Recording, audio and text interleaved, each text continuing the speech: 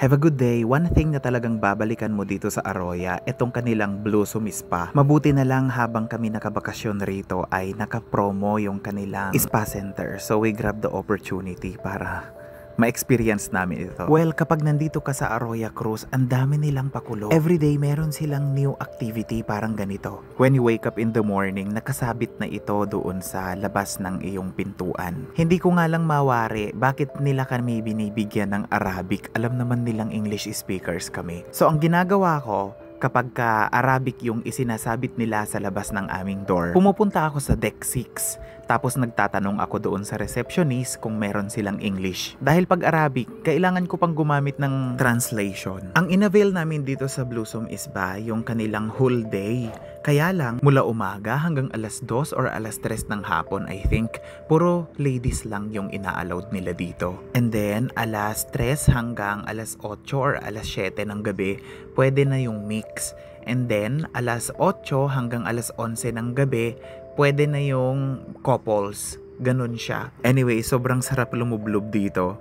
Kasi mainit yung tubig, tapos para kang kinukuryente. Almost 3 hours din kami dito na nag-stay. Tapos trinay din namin yung iba nilang amenities dito sa kanilang spa.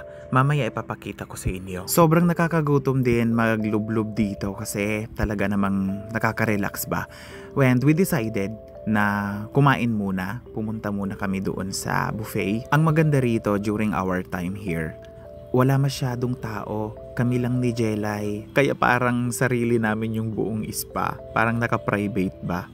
Kasi tapos na yata silang nag-spa noon nung morning. At saka marami kasing activity during this time. So yung ibang activity hindi na kami pumunta. Naglublob na lang kami dito sa spa kasi napakaganda. Sobrang paborito ko itong steam room na ito. Parang lahat ng lamig-lamig sa buong katawan natanggal. So after natin nag-shower, meron silang hair dryer.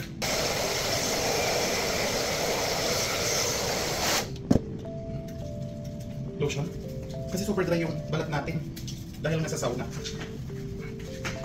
Yan. So gagawin namin guys, iiwan namin yung mga gamit namin dito. Babalik kami mamaya-maya ulit. Kasi hanggang alas 12 pa yung ano namin. Yung na-avail namin. Let's throw the towels out. Iwan ko muna yung gamit ko dito.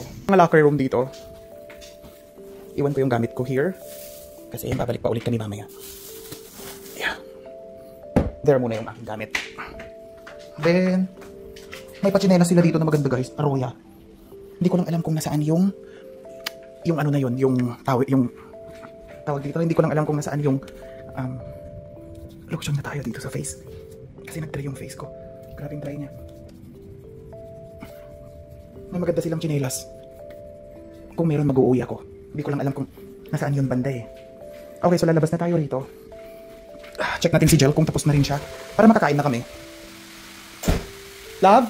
So while waiting gel na matapos, dumiretso muna ako dito sa may eyes para ma-close yung mga pores sa mukha. Ang sarap din sa pakiramdam. Hindi na ako nagtagal dito kasi pagkatapos ni gel, gutom na kami. Kailangan naming pumunta sa taas. While on our way na daanan namin dito sa deck 7, may kumakanta.